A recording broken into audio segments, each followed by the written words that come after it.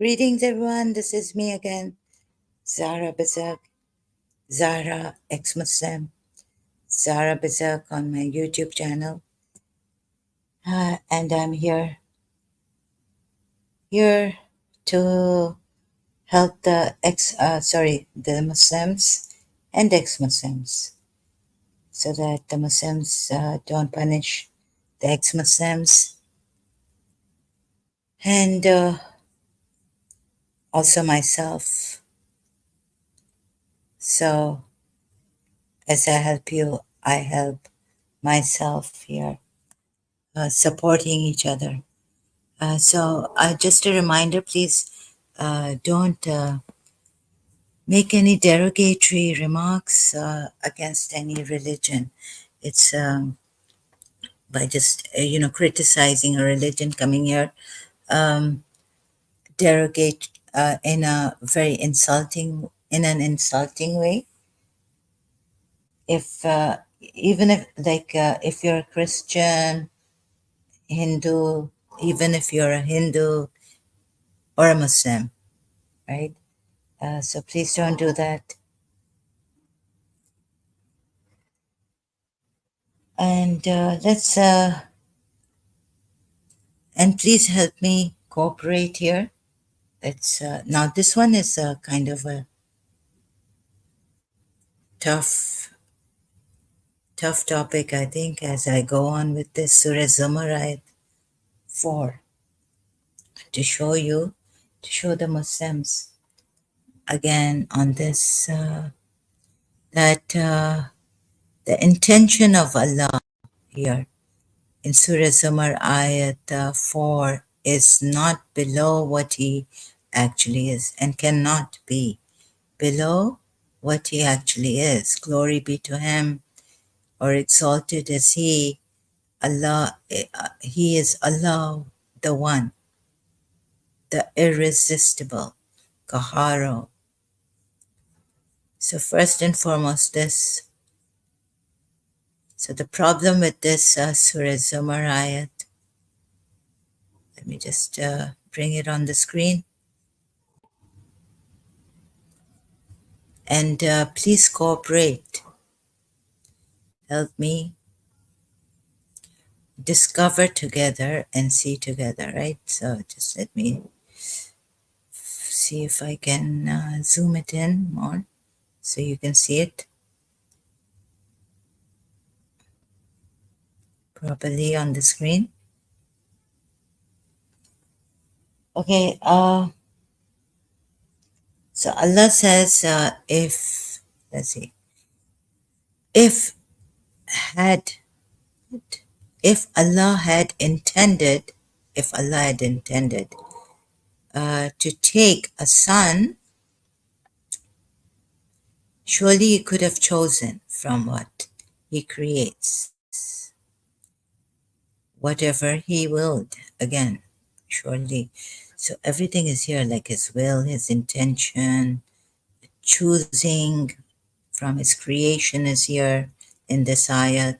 Whatever He willed is here. And then glory be to Him, He says.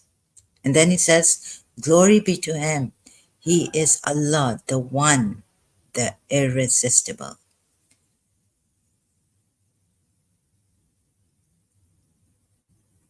Would it make a difference then? Because if He says, okay, I've chosen, I intend this, would it make a difference to His oneness, His glory, His being irresistible?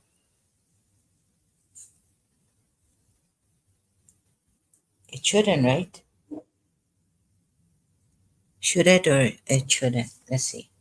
So is Allah's intention lower than what He is? Ask yourself this. Exalted is He is Allah. As if, is it going to change if He had a son that He would not be Allah? He would not be the one God. Uh, okay, thank you for the blessings.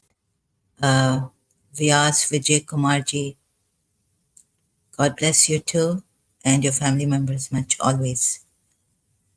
Okay, so then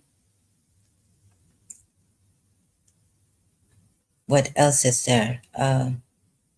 Another thing is that when he's made in Surah Takwir, ayat 20, a Rasul Kareem, who is the possessor of power, he's given that attribute to him, the possessor of power, Rasul Kareem, right? His attribute. Allah has given his attribute to Rasul Kareem in Surah Takwir, ayat 20. So with the owner, he's also with the owner of the throne, secure. So remember I did this in my previous one of the earlier live streams explaining this, but this ayat is not, the surah is there, but this 20th ayat is not in the Ismaili Quran. Surah Zumar ayat 4 is, right? So this is for the Sunnis and the Shias who take this Quran as their Quran, right? True Quran. So the thing is, he's given his attribute, Allah is, okay. So does it change like he's the possessor of power with the owner of the throne secure? Does it does it change here his oneness, Allah's oneness? So let me show you Surah Zumar ayat also. Oh, sorry, no. Surah 82 or 81. Ayat 28. 81, I think. Oh, Surah Takwir ayat 20.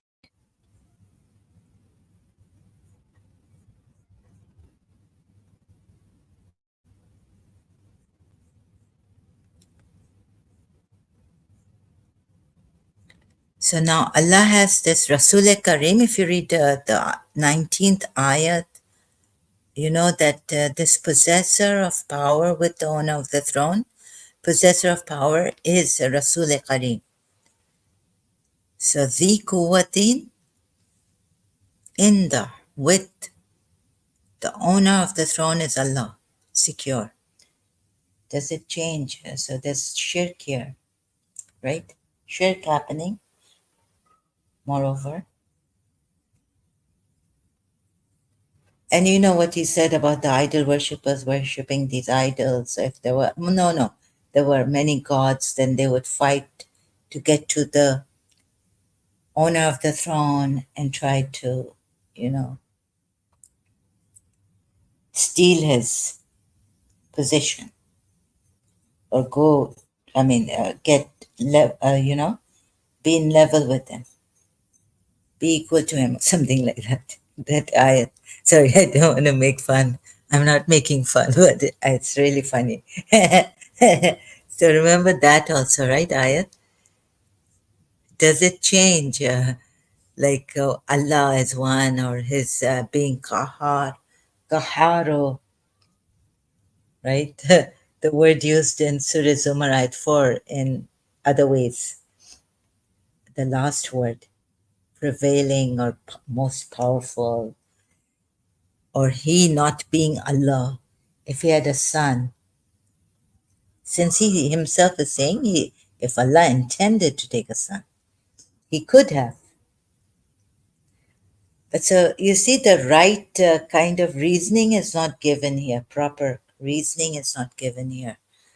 So it fails, right? In reasoning, logic fails here. God has failed in logic. And he tells you in another ayat that you need to use your intellect.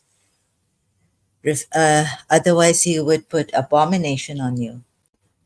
So another thing, the ayat that I was going to search for is that if there were many gods, if there were many gods, they would try to reach the Lord throne. Please bear with me.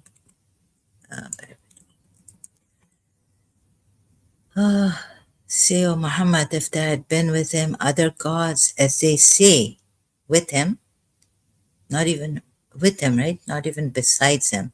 I have to check this in Quran.com if I can find. No, it's not.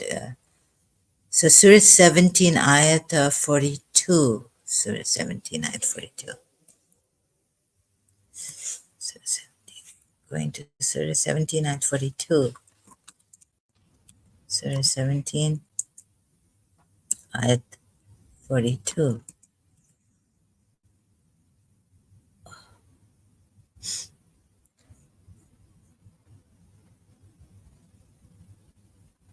Yeah, if with him. It says with him.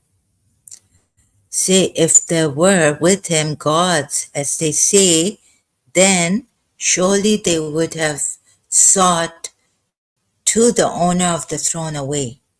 So just seeking a way to. Okay, so I made a mistake.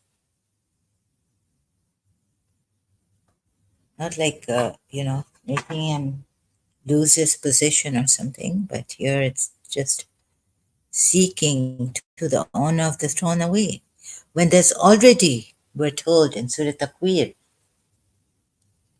with the possessor of power, with the owner of the throne secure. Surah 17, Ayat 42. So to please him, recognizing his superiority, another interpretation is dot dot dot. They would seek a way to depose him, subhanahu wa, subhanahu wa ta'ala, and take over his throne. Uh-huh. Yeah, this is what I was saying, like footnotes. Sahih International. So I wasn't wrong in saying that. Depose him. This is what I was trying to say earlier on. So back, you see, it wouldn't change, right? Doesn't change him because Surah Takwir ayat, back to Surah Takwir ayat, he even has the power, attribute of Allah. Z, Quwati, Quwati, Rasul Kareem. So we go back to, so hope you see this. Has it come on the screen? Surah Takwir ayat 20, right? And then we go to Surah.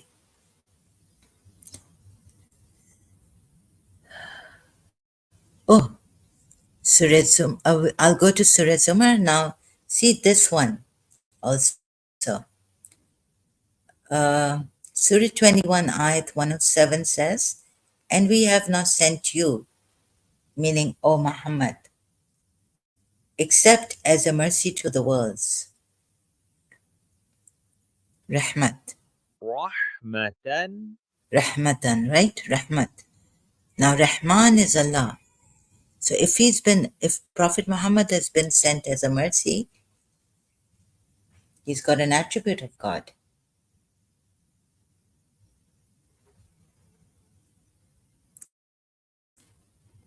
right? Ar-Rahman. When Allah Himself is Rahmat, Rahmatan, or Rahman, why does He need to send a mercy and give this attribute to Prophet Muhammad? But like he's like the mercy of Allah come personified in human form, and then He dies. So Muslims saying that the Hindu, especially, or if you let's say take even Jesus Christ, he died on the cross, but then he was resurrected. Okay, God, they're making gods out of human beings, and they die. So how can they be God when they die? You see, I haven't understood this. Like Prophet Muhammad has been sent as a mercy to the whole worlds. Rahmatul Alameen, we call him, right? Rahmatul Alameen. So Rahmat, is God's attribute. Ar-Rahman has come. So his word has come, or his attribute has come down as Muhammad, a messenger and a prophet who will die, right? Who dies.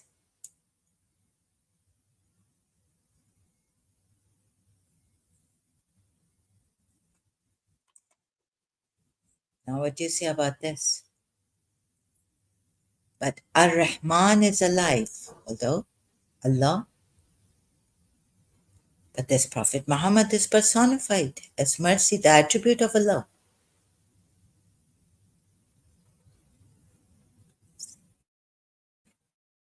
So, how would you put it?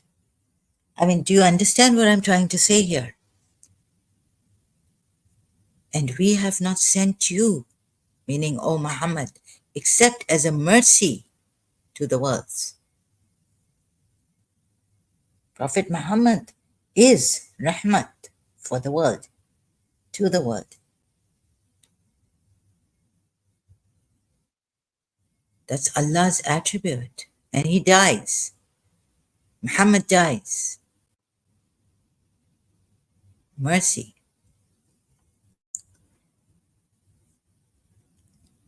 So, what would you say, Muslims? This is shirk, right? No one is, okay, no one is like Allah, but Prophet Muhammad has been given an attribute of Allah, sent on earth for this as a rahmat for all the worlds. We have not sent you but as rahmat. The rahmat of Allah is everywhere, right? He didn't have to send a human being as rahmat. And this is Allah's attribute too. And yet he dies. Prophet Muhammad dies. So, um,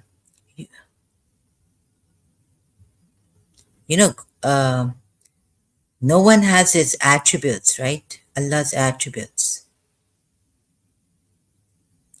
Yet Muhammad dies. Where does the attribute? Attribute is still there, Rahmat lil Alameen. So if you understand this, you would understand that Hindu gods or any gods that anyone says they come in the form of human beings, if they die, uh,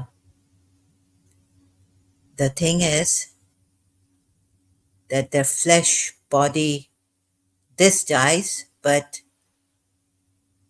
what they are as God, that doesn't die, right? Like the avatars or whatever they have come, they represent maybe a name of Allah or God, or they come as God down with all the attributes, let's say with all of God's attributes. So Muhammad died, they die, but Allah's attributes don't die. They only die in flesh and bone, uh, body. So do you understand this, brother Vyas Vijay Kumarji? Any feedback? Am I doing this right or wrong? Discovering. So back to Surah Zumar Ayat 4. How can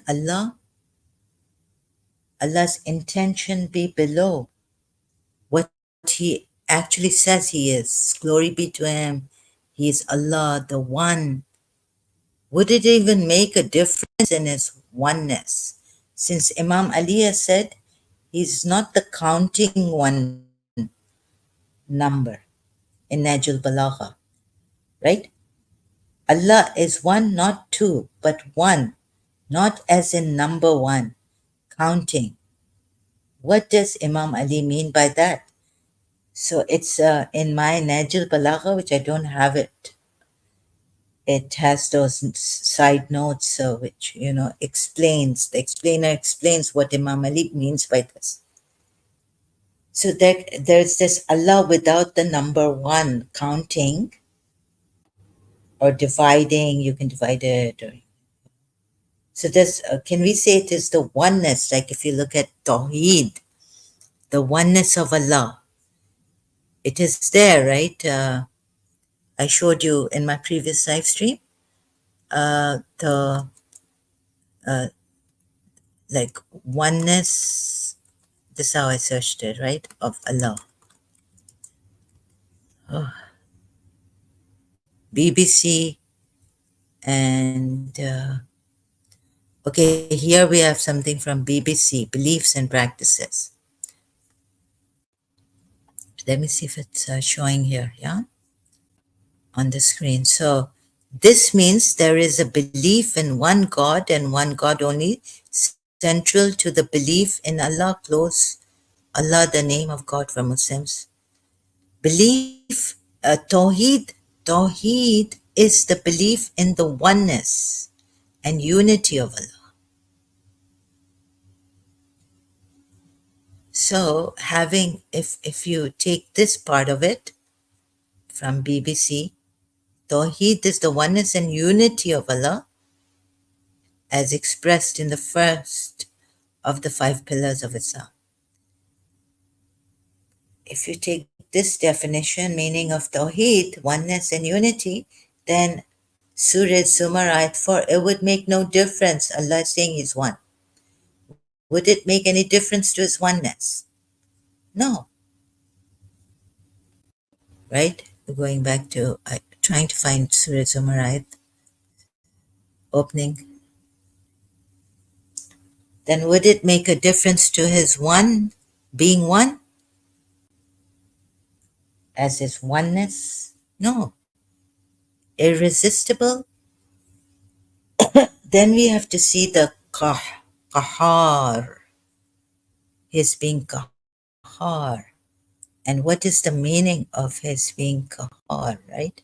Overpowering, some say. Many definitions, the following are the arguments. So, of this Qahar, the all-powerful, the overpowering, would it make any difference to this overpowering of His? When He Himself says that if Allah had intended to have a son, He could have chosen anyone He wanted out of those whom He creates.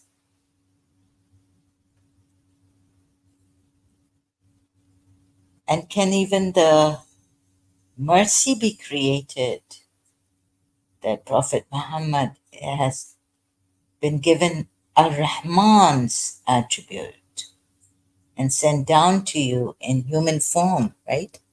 That's what it is. We have not sent you but as Rahmatan al-Alameen, Rahmatan, for the whole world, or worlds. So would it even make a difference to His, would it be two Rahmans then? Would it divide His Rahmaniyat? No, it wouldn't, right? So overpowering, if He has a son, because His intention can't be below what He is describing Himself to be. Above all, glory be to Him, He's Allah.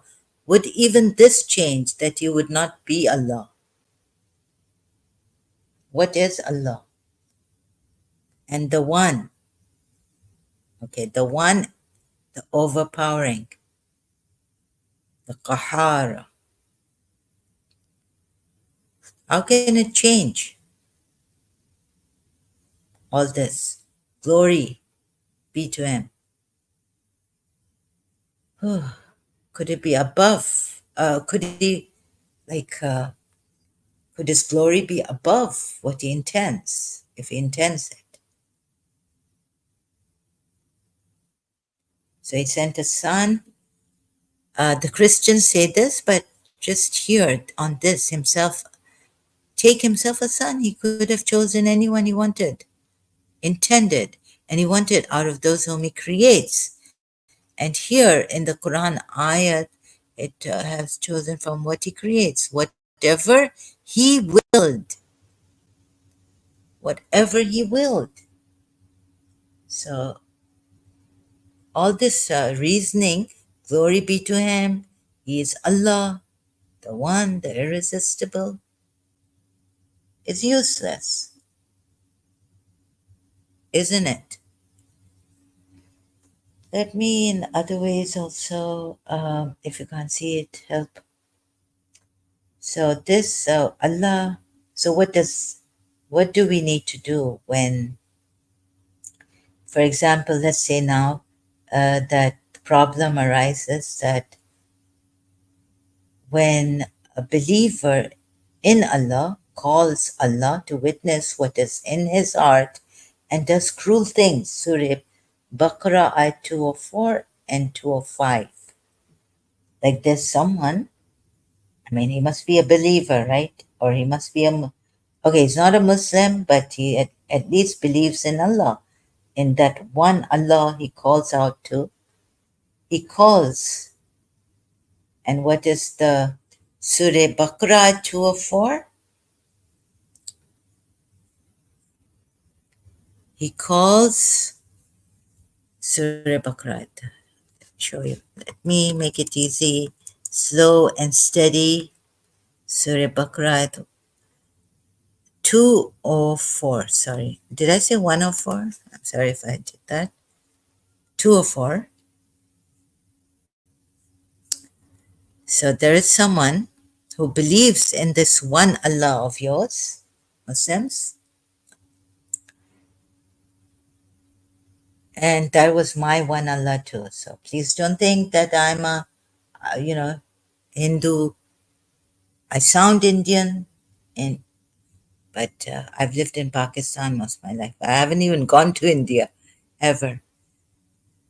And of the people is he whose speech pleases you in worldly life, and he calls Allah to witness. He calls Allah to witness as to what is in his heart. Yet he is the fiercest of opponents, quarrelsome. So let me show you on the screen. Do you see it? So then this problem is there, that there is someone who believes in. Can we say that he only calls on Allah, he doesn't call on anyone else? So can we say that he at least believes in Allah, that he calls Allah to witness as to what is in his heart? And he has no fear of Allah, but he believes, and he's the fiercest. It doesn't say he has no fear of Allah, but yet he is the fiercest of opponents. So that has brought no fear in him of Allah or anything, uh, no piety in him. It hasn't made his heart soft, not to be the quarrelsome one, opponents, right? And he goes about, you can see 205 also what he does.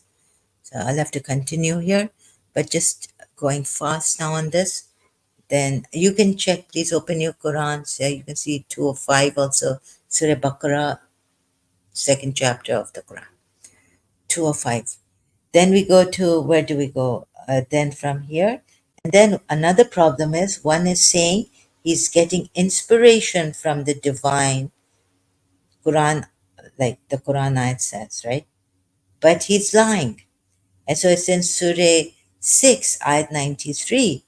And who is more unjust than one who invents a lie about Allah, or says it has been inspired to me, while nothing has been inspired to him? And one who says, I will reveal something like what Allah revealed. And it goes on the ayat, but this is most important. But then it says, if you could see what the wrongdoers are in overwhelming pangs of death, they'll be punished very badly later on. But this is happening, right? That even the false prophets, they have scriptures. You say, like, the Muslims don't believe in the Hindu scriptures, whatever they are. Weird, there's some wrong things, and there's so many wrong things. You can say many disgusting things, but it is there. They have their scripture, and you don't believe in it. And like people have, Westerners, gone to India and Bhagavad Gita, and they've really admired it more than even the maybe the Bible, right? Bhagavad Gita. So then, or the Veda, like in the beginning, what was, and all that. That's the Rig Veda. Okay, so do I have to show you Surah? Shall I show you Surah 6? I've read it out. I'll just have to search for it. Surah 6, Ayat 93. So you can see it right in front of you. 93, to make it easy. Sometimes when I don't show it, please, if you could just online go to Quran.com. So this is another problem we have. Why am I showing you this? Because it could be that he's a false prophet, like I showed you earlier, that he may be stealing ayats, pagans from pagan Arabs, and maybe there was a discourse happening there between and there were many high, kind of, in poetry and in this spirituality, and they were having discourses, Jews, pagan Arabs, all that, Christians. And so here it is, Surah 6. So the thing is that he could be a false prophet, right? And what happens is, what you find out in even in Shia Islam, 12 Shias and Ismailis, that God is above even the energy, like he's above everything. Even energy is created, so he's above it, above everything. So what happens is you can exploit this thing. Although the good thing is that Prophet Muhammad's progeny, from his progeny, we have imams to guide us, and they're present. There's Ismaili Imam present. So there's been continuity and consistency in that, and you'd be guided by them. But proving contradictions, everything, that problem is that how do we know? Are we through that you can say yes, he's a true prophet, but not through Quran ayats the way I've shown you, and not in this way, like Allah is beyond everything, and only Rahmatul lil Alameen has come. He's been sent to, he's Rahmat for the world in human form, and to guide you to do this. But you can't know Allah except through Him, you know. This also a problem. So he could be a false prophet, and everyone can know Allah, be connected with Allah, be in oneness with Allah, like Mansur al-Hallaj said, Ana al-Haq, and he was killed for it. But they're saying you can't, but what Prophet Muhammad and even from his progeny Al-Bayt, the Imams have been saying, is you will not be able to go to the true God, one God, uh, or be connected. You have to use means of approach, seek means of approach. Not only like praying salah 5 times a day, fasting, all these pillars, holding on to, giving zakah, but also following the imams, right? and making them wasilas, means, seek means of approach, ayat, to him. And then I showed you the contradiction, right? Those who seek, do not call on those who seek, those who seek, means of, no, do not, what's that other ayat, right? Those who seek means of approach. No, those you call upon themselves seek means of approach to Allah, nearness. So do not call on them, meaning, I guess that ayat is. So only call on Allah.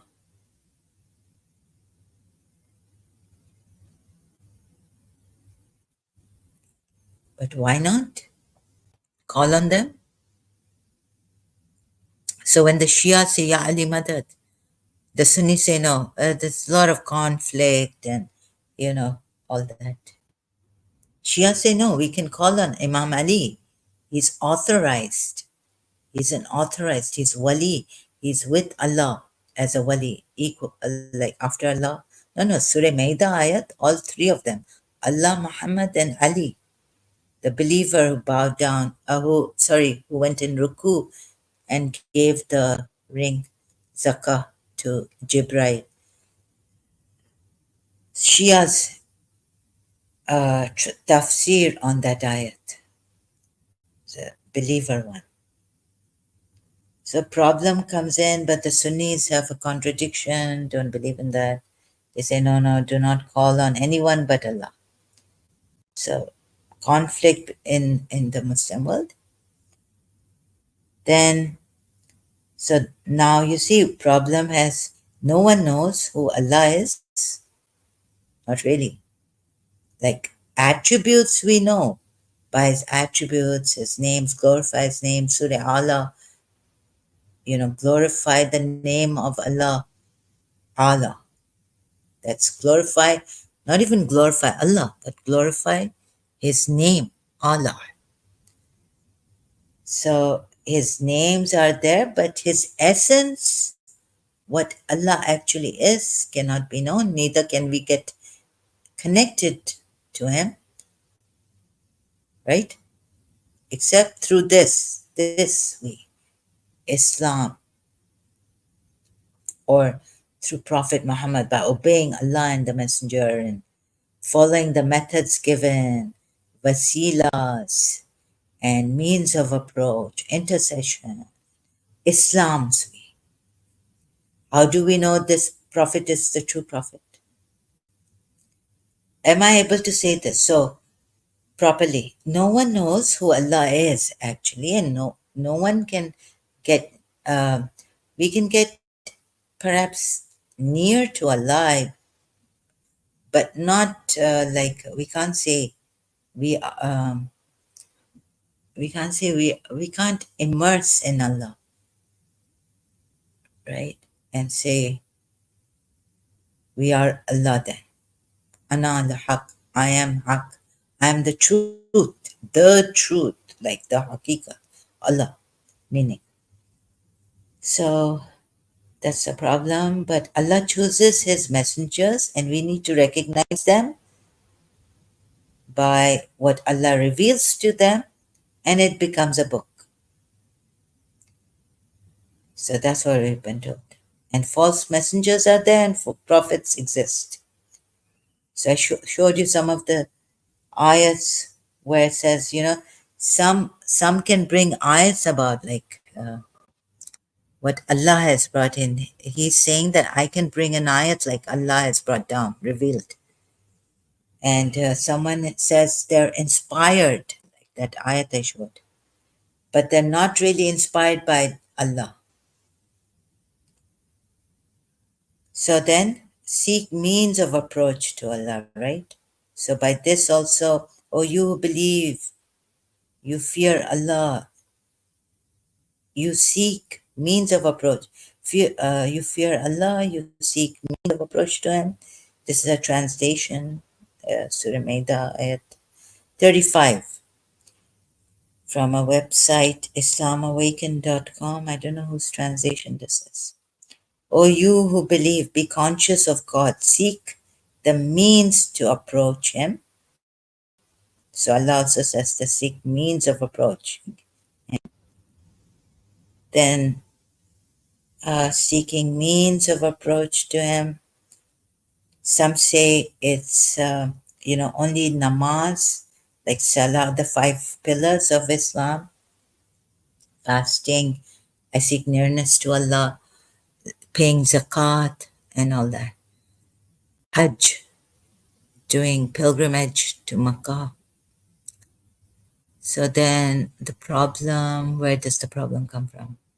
All these problems, then you speak means of approach, and how do you know that even if ask in the name, sending blessings, they say, it's prayer actually, Allah and the angels, and so through this prophet, obeying him, this messenger, sending blessings on him,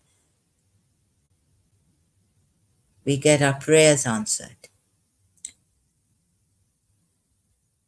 Then those whom they worship seek to find intercessors for themselves with God.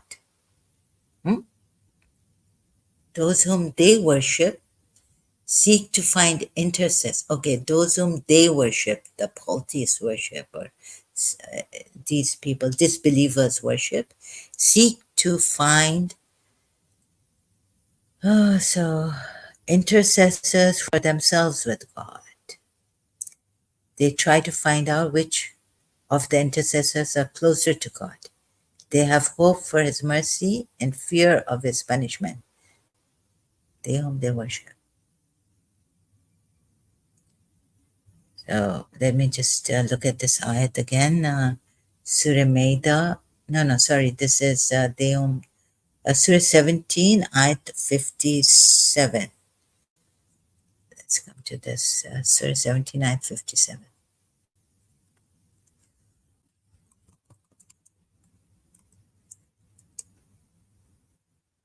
57.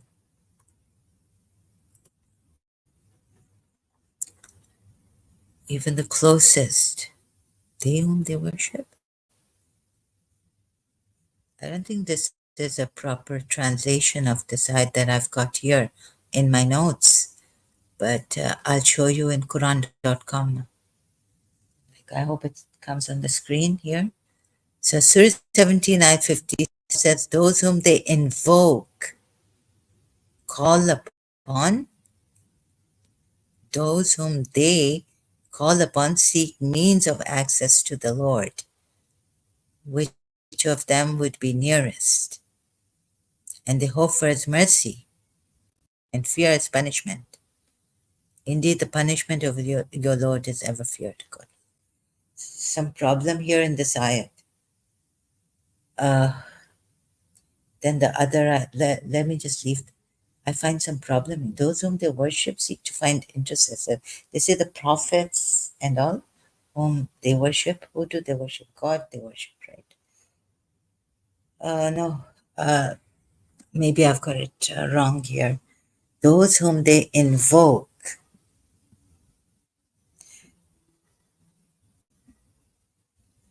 Among the righteous of Allah's creation, such as angels, prophets, deceased scholars, etc. Oh, like if those whom they invoke, like the righteous of Allah's creation. So these angels, prophets, deceased scholars, etc. That's why, according to Sunni, they cannot be invoked, neither according to Shia. What I saw in our comment, Shia commentary under this, right? They even which seek means of access to the Lord. So what happens here? Problem between Sunni and Shia, and a contradiction in the 12 Shia. You can't really call on Ali because you can't even call on the prophets, not even Prophet Muhammad. What the Sunnis say is just send Durood Sharif before praying. Like, don't directly call him. Problems have occurred like this. You see, in this religion, Islam. Then we have Surah 17, Ayat 55 says, We did not, we did bestow on some prophets more gifts than on others. This problem, isn't it? Another problem I found, so I wanted to just bring your attention to Surah 17. Now he's given Daraja different gifts also. So this the Hazrat Dawood, Allah has given like more gifts to some prophets than to others. So 17 ayat 55.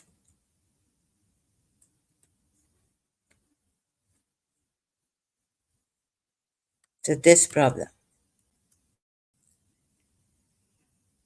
is he's somewhere else he says like the prophets are all equal. I, I really don't understand. Seems like a contradiction. Surah Isra 55. Your Lord knows all who dwell in the heavens and the earth. We have exalted some prophets over others. No, I don't think exaltation is used because only Allah is exalted, right? The word exaltation, exalt, exalting is not used in this ayat.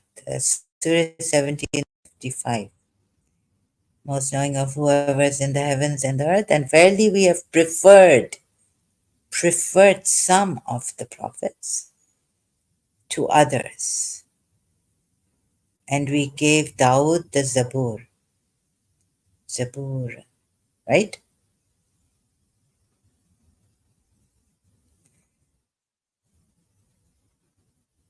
So Allah has preferred even some prophets over others. And like, doesn't it say like all prophets are equal in gifts? Or I don't know, like Quran ayat, I can't, trying to find that Quran ayat. Let's see if I can find it. They see all the prophets as equal to each other. We make no distinction between any of them. This is now in distinction, maybe they'll see. But Allah has preferred some prophets over others in gifts, giving them gifts and more than the other prophets. Contradiction? Or you'll try to fix this contradiction, you'll try to reconcile, saying, no prophet is above another, but Allah has Allah has preferred. But all prophets are equal in distinction, position, but that Allah has, my goodness, it, Surah 2, Ayat 136. Let me just find it in Quran.com. The problem here, Surah 2, Ayat 136.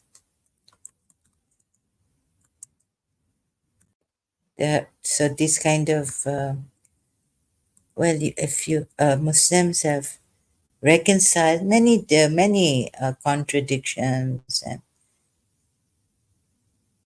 with all this.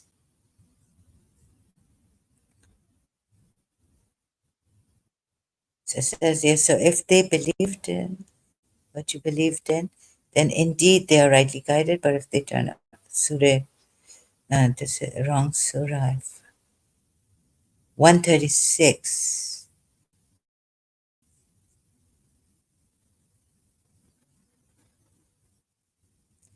Surah Baqarah at 130.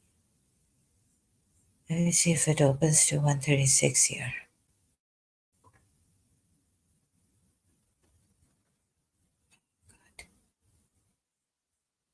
Can I go like this?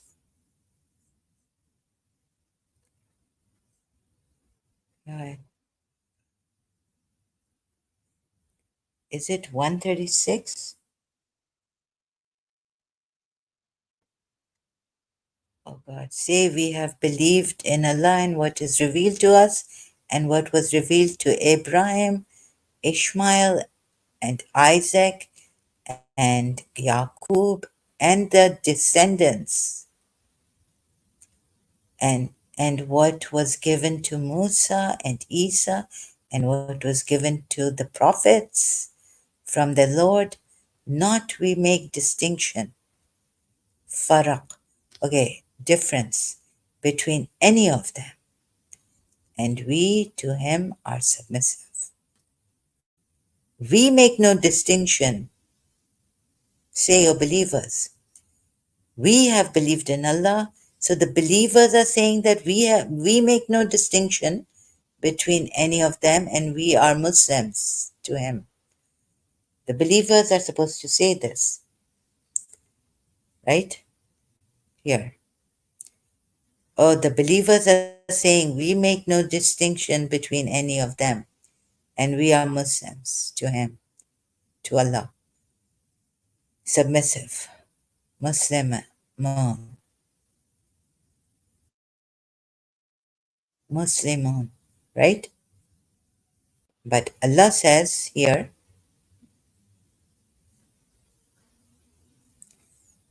right? Surah 17, Ayat 55. Yeah, you are not supposed to make any difference, you know, any distinction between any prophets. But Allah said, Allah preferred some prophets over others. Some prophets exceed us in various ways. Oh, and we have made some of the prophets exceed or preferred some of the prophets to others. Allah can prefer some of prefer.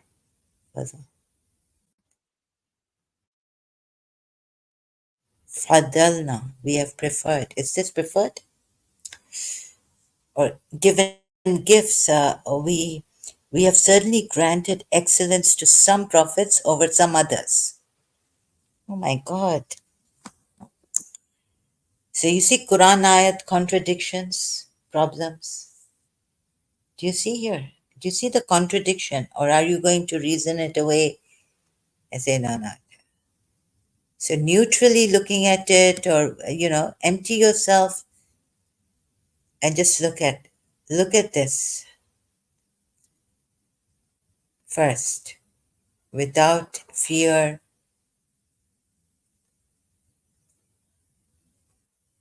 just unbiased way, without fear anything. The contradictions. Quran ayats is it clear to you? You're not supposed to make any distinction, but Allah has preferred some prophets over others, or given more gifts to them, or what? So all these problems also taking into consideration, and that the spirit, the knowledge of the spirit, we have given you but little, unless maybe, you could say, some could say that we become moments and we do worship of God so much, so much, so much, so much, that we find out what is the unseen. And maybe then we'll find out what the Spirit of Allah is, what that the throne of Allah, the power of Allah on the water to test you is, right? But first and foremost, what do you need all this contradictions and problems, crookedness, and not that clear? What do you need to do? We need to know what is, seeing for ourselves what is. What is the reality? For we need to come down first to the reality of what is. What actually is a fact? What actual is actuality? What is all this actual, what is this, sorry, what is this existence? What is this reality? Is it a reality of our minds? Right now they call it the simulation or what? Is this just a like a projection of the mind, the light, the mind's eye, you know, that we're seeing? Or is this a real creation, right? Like this is real creation. So how to see? So that's why coming to Jiddu Krishnamurti, thank God I came to Jiddu. I'm very grateful that I found Jiddu Krishnamurti's books. I, I, I just want, I was searching for God, God, God. And then even connection with God, like, as a Shia, I couldn't connect with God. I thought my connection has been gone with God, cut off. So without being told to believe. So seeing with the true seeing without being told to believe. Jiddu Krishnamurti, I would go to, and I would recommend.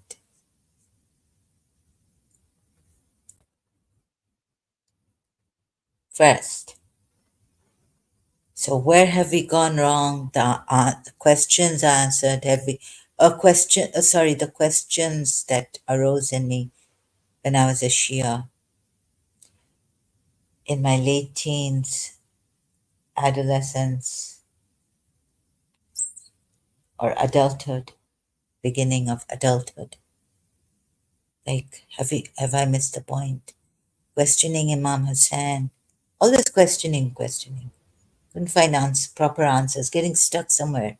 The creation, tree is there, or the creator, or the primal cause, getting stuck in philosophy also. Like, no, I need to know more. So, not just being told what is right, even in discrimination, when to use your discrimination, but before being told what is right and what is wrong, we need to see what is. Like, there's a saying of Prophet Muhammad, hadith, that he prays that, oh Lord, let me see what what is right in this. In other words, let me see things as they are. Let me see things as they are. Prophet Muhammad, his prayer, seeing things as they are. Oh Allah, show me the reality of all things as it is. So what is? See, first and for now, Prophet Muhammad is attributed to have prayed this way. This is a very profound, powerful dua attributed to Prophet Muhammad. I don't know how far this hadith or this attribution is true, but I can go to Sadaf space. Thank you, Sadaf, Faruqi.com. So I've heard of this and I even searched it out earlier on. There's this, it is attributed, we don't know for sure, or do we know, Sadaf? If I could go to her, I'm going to stop sharing. Oh, I'm not sharing anything on the screen. Sadaf space, close and accept cookies. Complexity. My email has not popped out, right?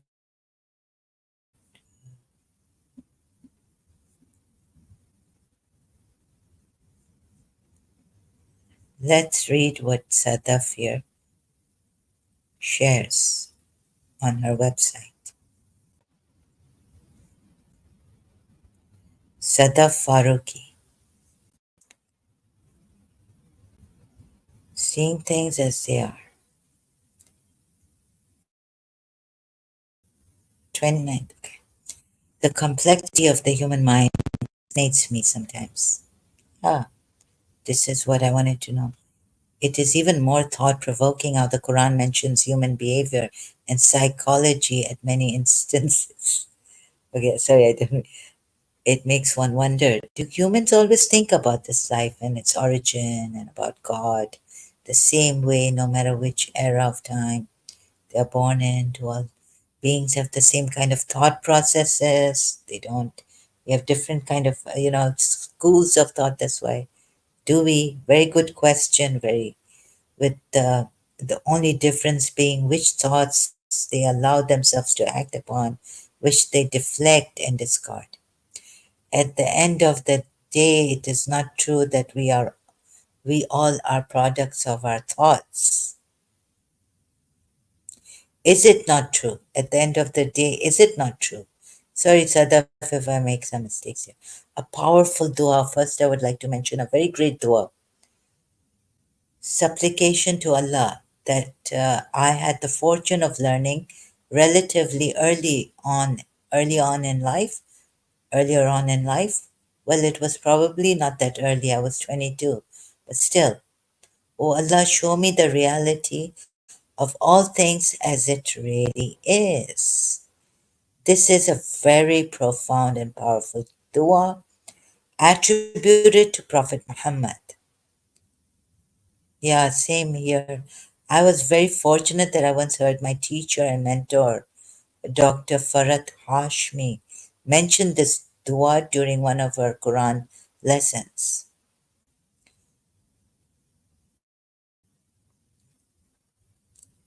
So Allah calls life of this world as self-delusion, enjoyment. You can read this article, Sadaf Space, on her website blog, from blog to books. So you see, there's a, I can't find the hadith, but anyhow, right now. So all this problem, right? And you see the reasoning in Surah Maryam given that they attribute to Allah's son. It is the most monstrous, it is a monstrous thing, like as if it's against nature. Nature can, no, no, it's like nature, it would wreck nature, It, oh God, you know, completely destroying nature, the natural laws, perhaps even. And look at the reasons I showed you that God has given in Surah Maryam ayat also. Not to, it's this logic that uh, it's monstrous. Again, I've forgotten monstrous. It's monstrous that they attribute a son to Allah, right? Surah Maryam, ayat number, forgetting. Again, oh,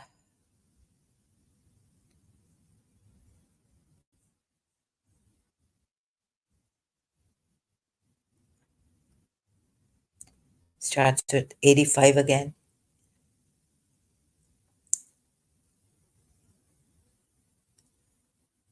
And they say the most merciful has taken a son. Surah Maryam, ayat 88.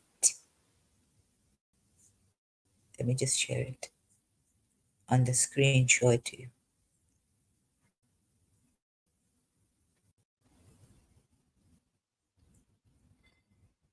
Okay. Surah Maryam, ayat 88. Most merciful has taken himself a son. You have done an atrocious thing. Surely you have made a monstrous statement, even like a thing atrocious. Some say statement, Shane, a thing atrocious. Well, you have put forth a thing atrocious. The heavens almost rupture therefrom, and the earth splits open, and the mountains collapse in devastation, God says. Surah Maryam ayat 90. That they attribute to the most merciful the Son. 92. Now God's giving reasons, and it is not appropriate, it does not befit for the most merciful that he should take a son. Take a son, even. Choose a son, or take a son, or doesn't even what? Take a son? Have a son? That he should take a son. Taking, like adopting a son. Taking a son. Not have a son. Of course, he can't have a son, but taking a son. So there is no one in the heavens and the earth but that he comes to the most merciful as a servant. No one. There is no one in the heavens and earth but that he comes to the most merciful as a servant, abdan, slave, servant, slave, whatever. Now, who's Prophet Muhammad? Rahmatan lil alameen, rahmatan, sent Prophet Muhammad, sent as rahmat. Already Allah is rahmat, Allah's attribute. Hmm? And how will he go to Allah as a servant? Oh, to Allah he will go as a servant. He will go to the most merciful as a servant, Prophet Muhammad, but sent here as rahmatal lil alameen. Also, right?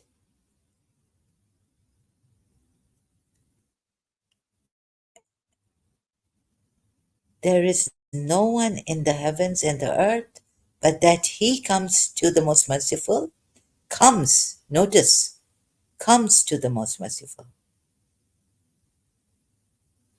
as a servant.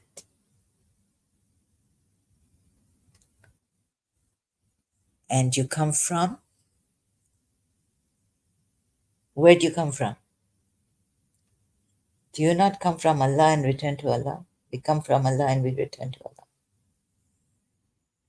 Oh, so this reasoning is come, but that he comes to the most merciful as a servant, but sent down on earth as mercy to the worlds. Prophet Muhammad, not only his servant, but as a mercy to the worlds, with Allah's attribute, Rahman. Rahman is the attribute of Allah here. Rahman. And Rahmatul Alameen is Prophet Muhammad.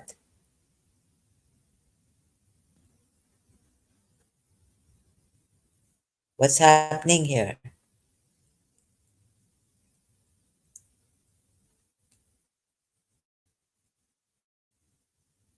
Problem, right? Do you see the problem? Wrong. Like none will come, but you have given your attributes to Prophet Muhammad. They will come to you as servant. So what? But you sent them. They came from you as. And don't you pray when someone dies? Inna lillahi wa inna ilayhi raji'un. Right? Come from him. Come from whom? Allah. And go to him. Not go to Alam Arwah, but we go to Allah. There's no purgatory, seems. We come from him and we go to him.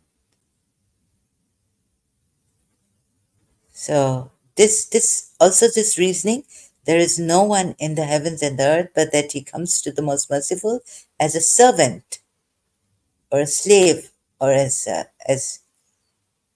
his servant, slave. He has enumerated them, like he has enumerated them. He's numbered them, counted them, accounting.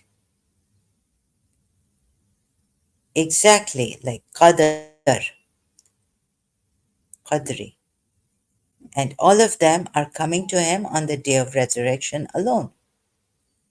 I mean, this doesn't sound good reasoning to me, logic. Indeed, those who have believed and done righteous deeds, okay, the most merciful will appoint for them affection. It ends here. This reasoning here about him having a son, like if he chooses, if he takes a son even, it's not appropriate. It's not appropriate for the most merciful. But the most merciful has sent his mercy on earth.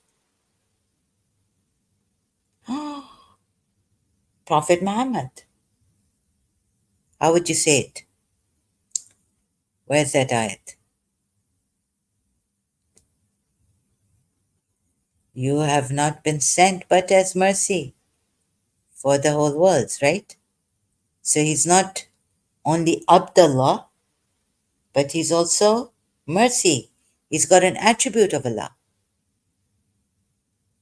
personified in human form. So he will die, he dies, but his the rahmat is still alive, right? And even those who are martyrs, shaheed in the way of Allah, don't die, they're alive. Don't even think of them as dead. So you're thinking the body is gone, or they made gods, and now inhuman, now they die. What is this? But question, ask yourself. There's another ayat which says martyrs don't even think. Tasawwur bhi nahi karo. Like, don't even think that. Imagine. Don't even imagine that they are dead. They are alive, who die in the cause of Allah. My goodness, in the way of Allah.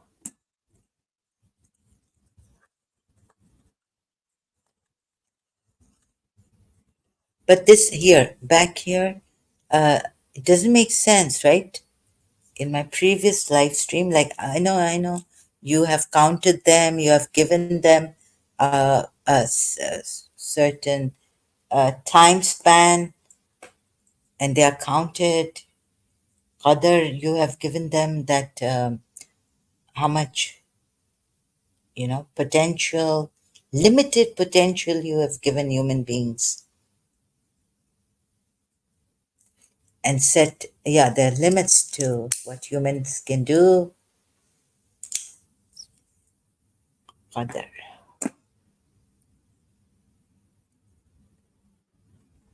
But there is no limit to what you can intend, or rather, when you say be, and it is. And yet, the Muslims will say, what will they say? Now, what they said was that we are limited, God is unlimited,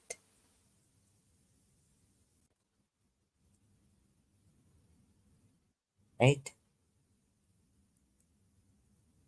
And even like we can go to God only through a proper channel. If you go through the jinn, if you ask for these astral lower energies, you won't get to God. You will be. So don't take help from jinns and all this to go to God. Because, not even angels. So they're channels. So go through Al Bayt, the Shia say, through the Imam to God. after Prophet Muhammad. Also, like, no, no, along with Prophet Muhammad, then Imam.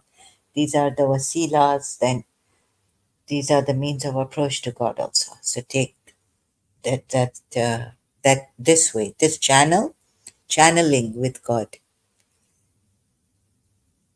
right? So where was I now? Qadar, also this way, channeling with God, wasila, and you are counted, you are limited.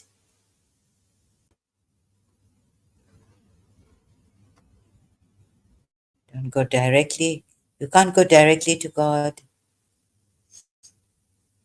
and it is not appropriate for the most merciful that he should have even take a son here, it says. But what does he say in Surah Zumar ayat 4? If I intended, I could have chosen a son from my creation.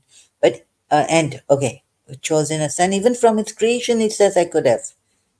Forget the word that is unborn.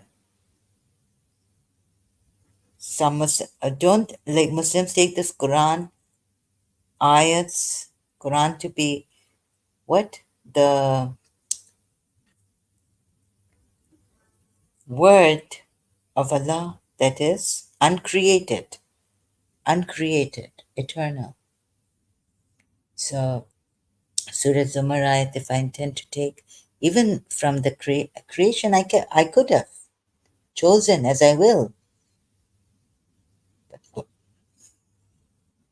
Oh, so I would have. And it is not appropriate to take a son, even take a son, that he should. Okay, Yusuf Ali says beget. This Arabic word, interesting. Walada. He should take yata. يتخذ. Yathaqida. What does this mean actually? That he should take, or that what Yusuf Ali says here, beget a son, right? Interesting. So if it's beget, the begotten Son of God, like Christians say, right?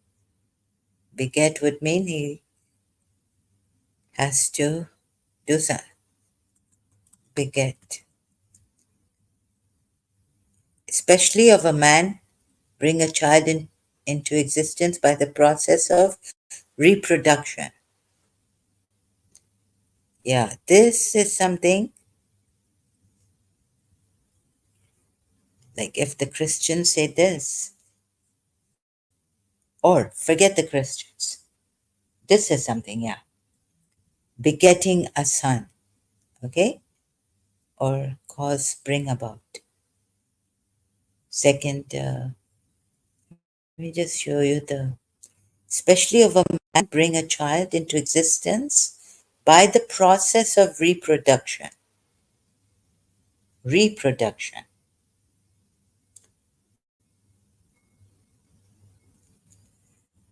Okay, I got that. And as a Shia also, we know that no, Auzubillah, God doesn't, well, he can say be and it is, right? So Surah Zumar ayat 4 doesn't say by begetting. He says, if I intended arada and willed, chosen from creation, I could have. So why not this way? Having a son. He doesn't say, he just says, if I intended to have a son, why not? I would have. He doesn't say begetting, process of reproduction. So just, if Christians say he begets a son, we can say no, right?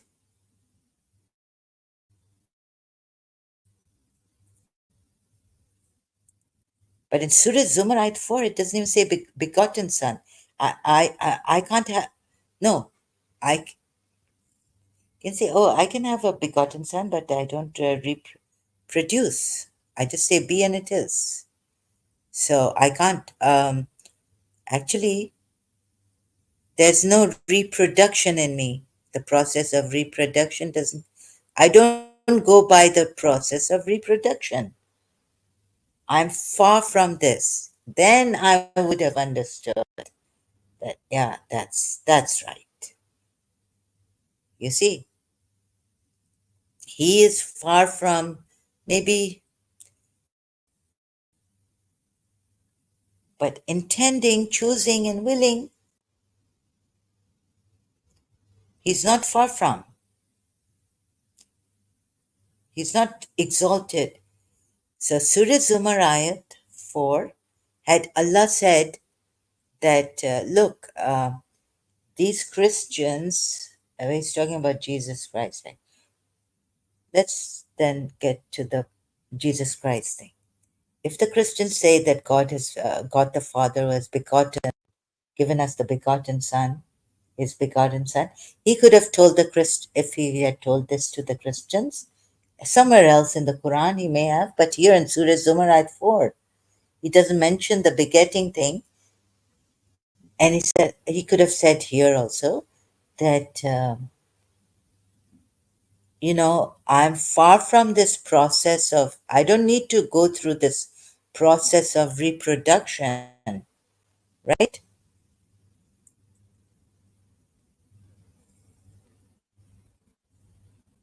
Yeah, I, I don't have to go through this. I don't need to go through this. There's no need. I'm needless. I'm so needless.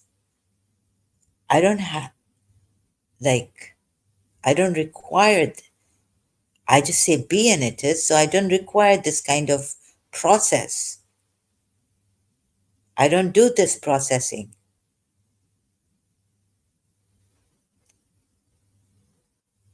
to for existence.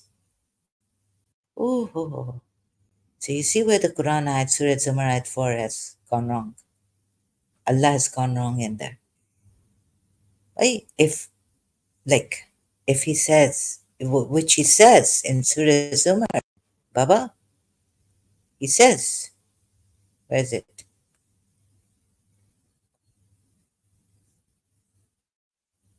He says, if I intended, then the Christian, okay, we can correct the Christians and say, look, God doesn't go through the process of reproduction and all this to create something or to, then it's okay.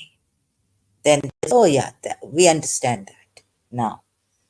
But saying here in Surah Zumar ayat 4, if Allah had intended, the word used, arada, not irada, but arada, meaning intended to take a son, not even qadar, like determine something, for it to have a limited, what?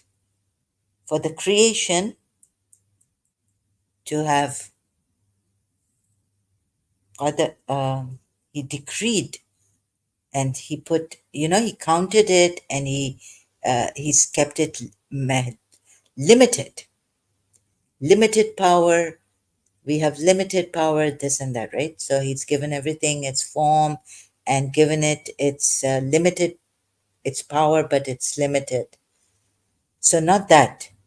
If he intended to take a son, and having chosen from what he creates, whatever he willed, why not?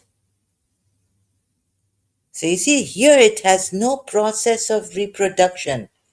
Here it doesn't talk about begetting. Surah Ikhlas, we go to, it says, neither does Allah beget. Surah Ikhlas.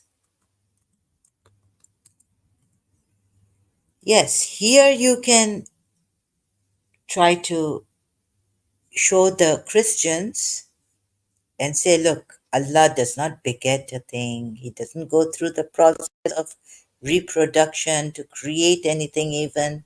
So, why would he need to beget a son? He neither begets nor is born. Surah Ikhlas. Let me share this. It's coming on the screen. The screen? Stream. Okay. It's come. He neither begets nor is begotten, right? Okay, I can understand. Here, Surah Ikhlas, 112 chapter of the Quran, Ayat 3. Please open, if you can. Nor is there to him any equivalent. But what is important here? Allah, the eternal absolute. Okay, if he had used this kind of reasoning about begetting or being begotten in Surah Zumar Ayat 4, I would have closed it. I wouldn't have come so far with this problem of Surah Zumar Ayat 4. Get it?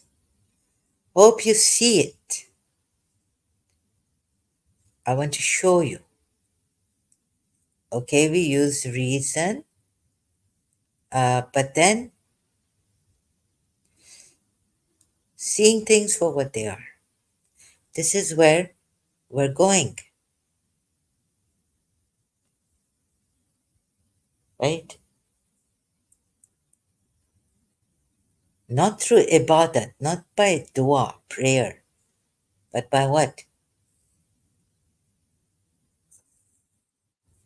Discovering. Is there, what is this reality? Is there a God? How, what is this reality? So before even doing any dua, praying, oh Lord, show me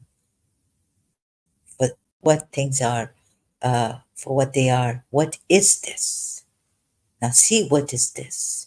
So Jiddu Krishnamurti was the first one I came across books, and I thank God for that. I thank my lucky stars, everything.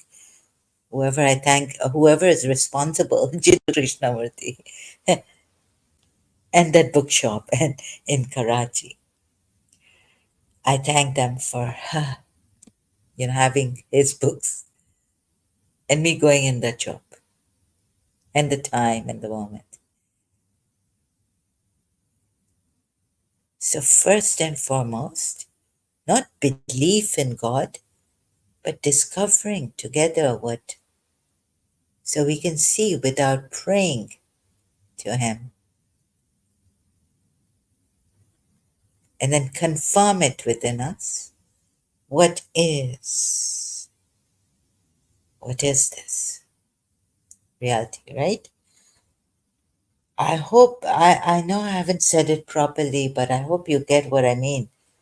Not just okay, now being told by prophets, messengers, so not just being told what is right and wrong, or being able to discriminate using discernment, your conscience, what is right and what is wrong, because there's various cultures. In what culture you were brought up, the right and wrong varies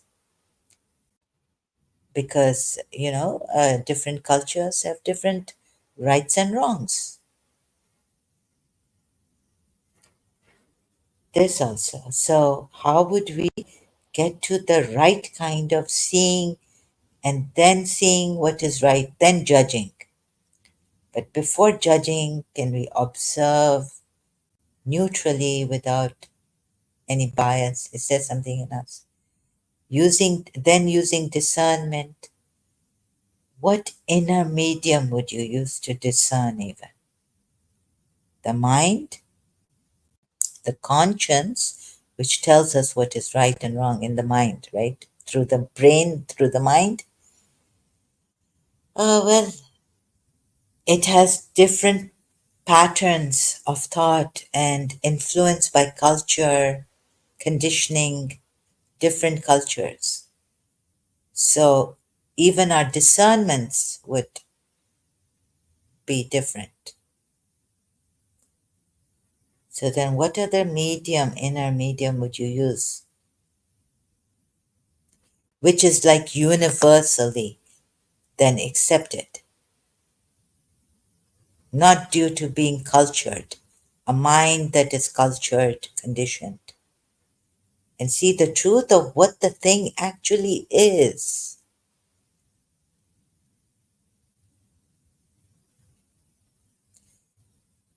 And then I've jumped to soul is prone to evil.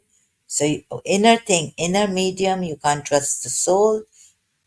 Muslims, just pointing that out to you because Surah Yusuf ayat, Surah Yusuf says, Hazrat Yusuf says, if God had not had, if Allah had not had mercy on me, I would have gone for it because, the soul is prone to evil. Then jumping there to help you Muslims see this problems. So what inner medium, what is in us which is not prone to evil and thus uncorrupted and pure, to be able to see or discern? We need to find that out. So once we're over with this and you leave or you keep your religion, and then you can come to something which you yourself can see and confirm within yourself and be the witness. Can you be the witness? But not this kind of witness in Surah Baqarah, Ayat 204. Then there's no quarrel, no fierce, quarrel, arguments, debates end. You don't kill, you don't do anything. If we realize, see it, confirming it within us, the truth, perceiving,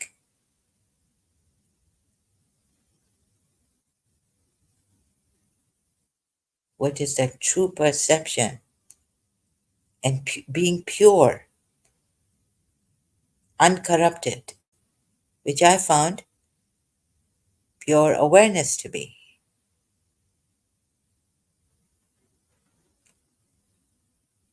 So then we can go from there. Not all this. This is disastrous. This is a greatest tragedy. So please allow truth seekers that freedom to leave their religion if they want to, because even logic fails in this. Quran ayats, right? Logic fails. And you will be going round and round in circles. So that's why I had to take a risk on my life and everything to help you Muslims. But remember, don't take me as that, some helper that, oh, since you came and helped us, like they questioned Jiddu Krishnamurti, then why not Maharishi, sages, saints, prophets, imams? It goes on and on and on, right? No, no, no, no. We don't want all that right now. Gurus, Sadgurus, masters. We don't need that. Although I'm using someone's help here, but what is he saying? He is cleansing and helping, but what is he saying? We are all one in the cosmic, we are the cosmic energy. There is one channel on YouTube. I don't know, I still have that, I've tried all that cleansing and not getting protection from psychic attacks and all that, so I don't get attacked. But I still feel about heavy and voices and feeling of someone is inside of me. The what you call it has not taken place. with all that authority. So recently I was saying, oh my God, is this God? Narayan, because who can take you to that realm through meditation? But and then I thought, is that Shiva, the nothingness? But he says, the first time, second time, they're like cosmic realms of nothingness. You know, cosmic realms are there. It's not only one, but many of nothingness. I don't know, but I haven't. I just went through it uh, through meditation. Like, he took us through the portal, just meditating. However, putting that aside now, and see, I mean, I have to acknowledge the helper, but this also. So my search is on, trying this and that. Let's see if there is a God or not, or if we are. Can we say we don't know? I can't say anything. Can we say? Sometimes I say like unconditional love is not lust, and like that Indian gentleman who came here said, I've forgotten it. What's that? I forgot his name. Said that unconditional love has no lust and no desire. So at that time, I said, no, don't give that statement here. Sometimes I'm like this, right? Sometimes I say that true love has no lust. Unconditional love also has no that desire, no lust. And true love also has no lust and no desire. But let's not, like sometimes I say, let's not make statements like this, and myself I contradict. So I sometimes mess up myself. I apologize for that. But then, what is this true love that we need to discover? Like, yes, it has no desire, no need.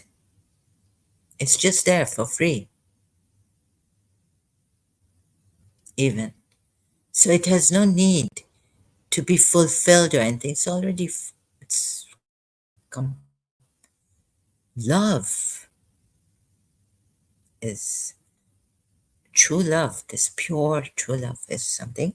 We need to discover that. So that'll be another thing. But I just had to mention that sometimes, you know, making such statements without seeing, we could get into this of, even I do. I should correct myself. Um, like there's one God and then reasoning about it, but actually seeing, experiencing. Yeah, love is universal. So love exists, right? And it could even have make you desire each other. What is that called in love? That can't be untrue, false love, can it?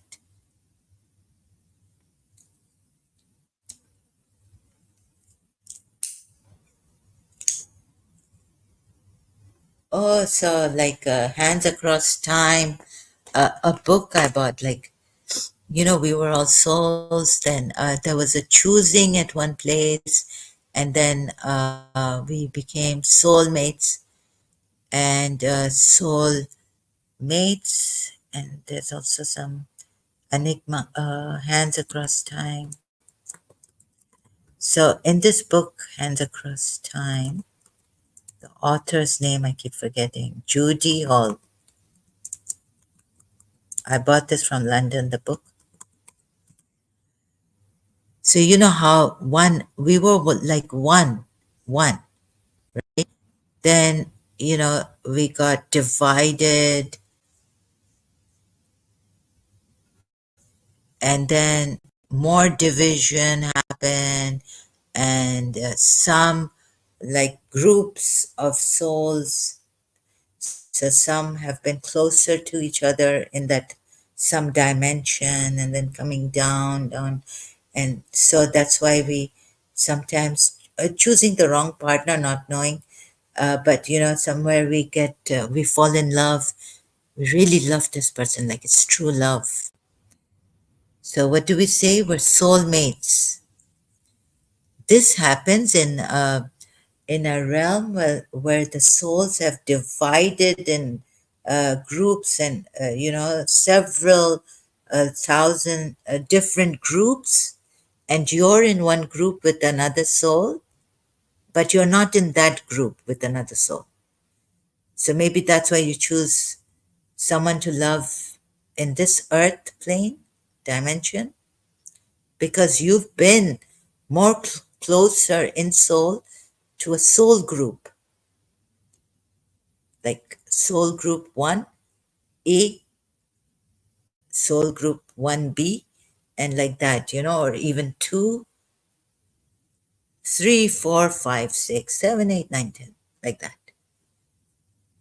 So this is the book. So in that soul plane, no, yeah, when you were souls, this is the book, Hands Across Time, the soul mate enigma.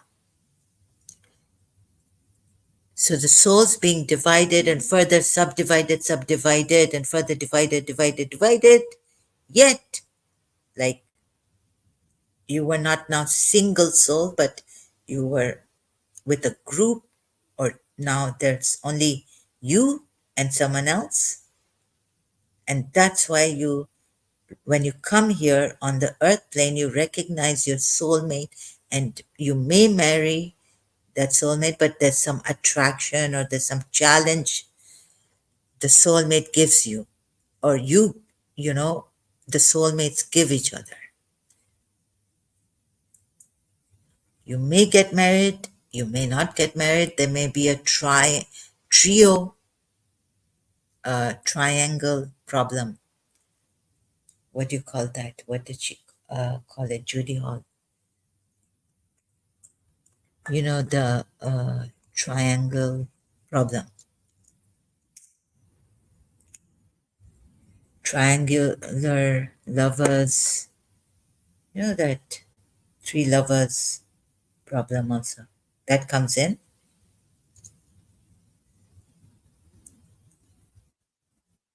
So this is why she was explaining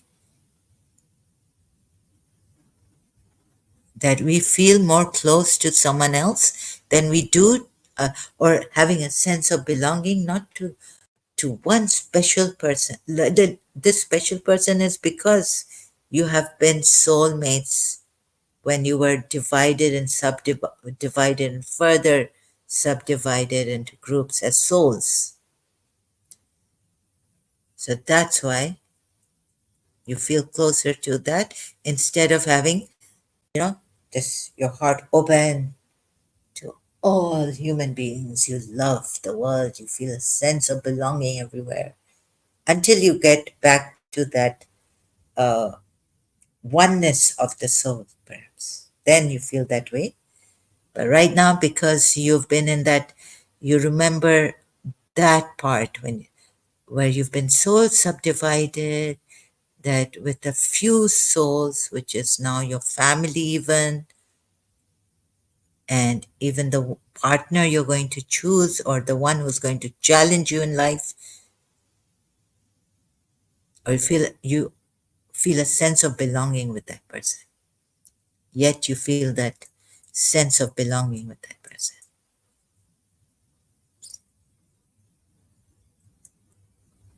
right? So that's why this happens, where book by Judy Hall explains Hands Across Time in this book, The Soulmate Enigma. Okay, so this, you get it? That's why now on the earth plane, maybe you're so You just remember that time where you were in such a subdivided group of soul that lower, like not lower, but maybe just two souls yet not separated, and then you separated and you came in this earth in the body. So that's why you're on that level of just knowing your soulmate only, and not that soul of the universal soul, having that sense of belonging. This soul reminds you of that universal soul where every soul was just one.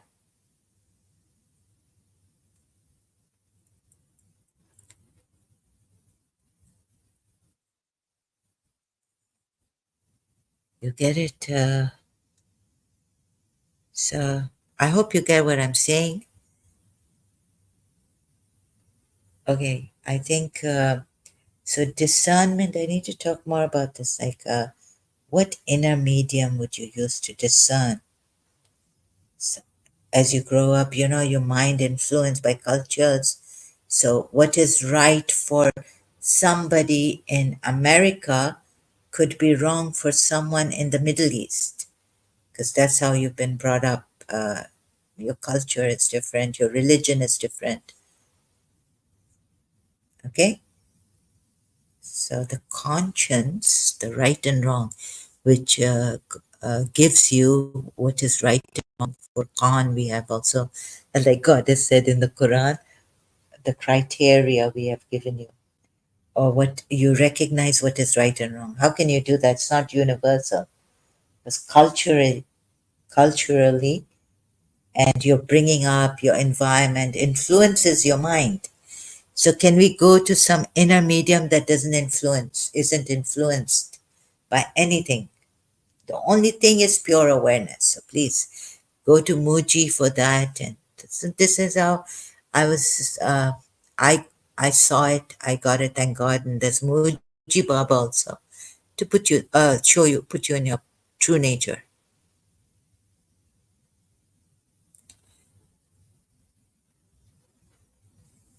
So all this right and wrong and channeling. Let me channel this. Let me channel through Jesus Christ, Holy Spirit, the Son, Father, and the Holy Spirit. Shia say, let us channel through Nadi Ali, Imam Ali, Prophet Muhammad, and to Allah, not jinns. Sunni say, let us channel through these methods of namaz, the five, how many pillars of Islam are there? I keep forgetting. And zikr Allah, the names of Allah, the attributes of Allah. That's it, right?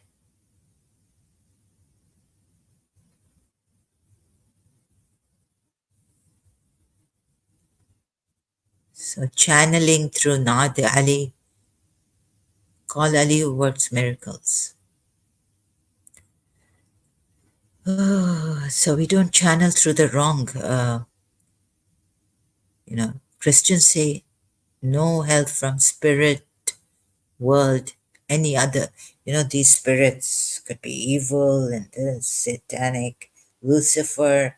Even the light is fake, but it seems real of Lucifer.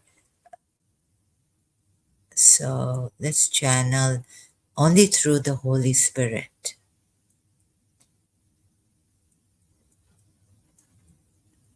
Okay?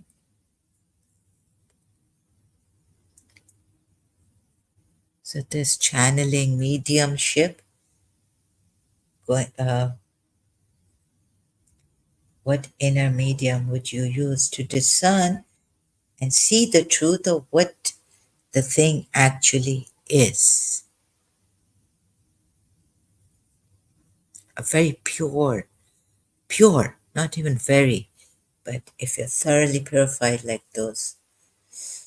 Anyway, the Quran ayat is there. Allah intended to thoroughly purify Ahl Bayt. You have found it, we have it, and we now Muji Baba says marinate.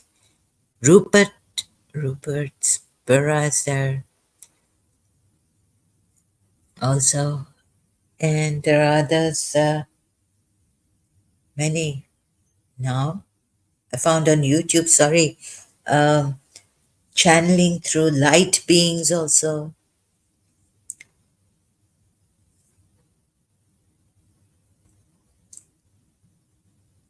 But pure awareness is the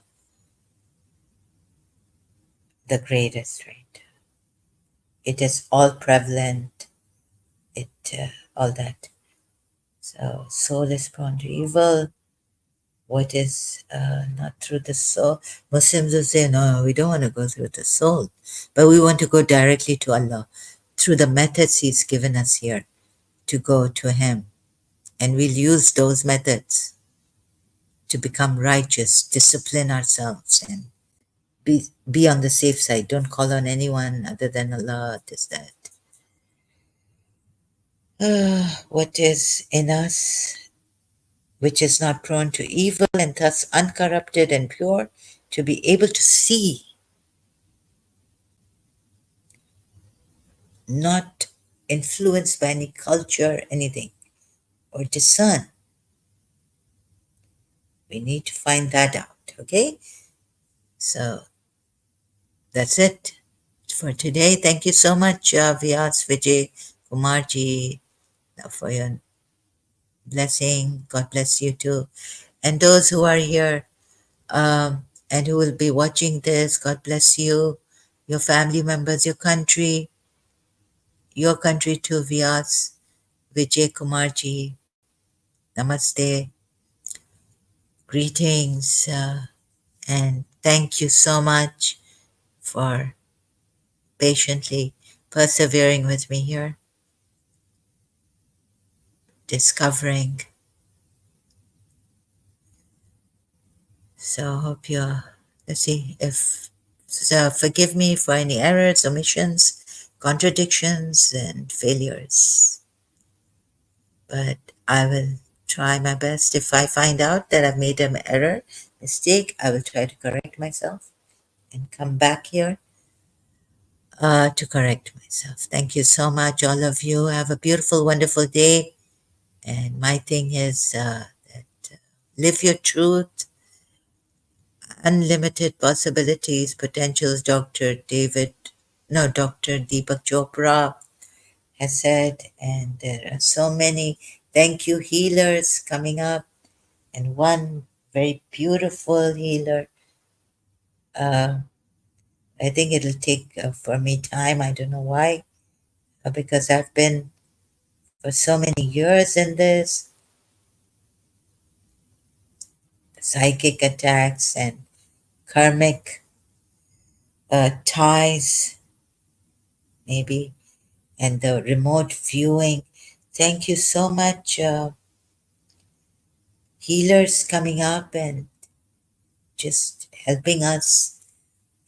We could just keep our eyes closed and working on us. So I'm trying all this, but on the other hand, this. So, anyways, thank you. Have a beautiful, wonderful day. Live your truth and be free from all fears. May you be free also, and live your truth. Live love, your highest for your highest good, right? Okay, all the best to you. Now I leave you with this. Thank you so much. I leave you with this video.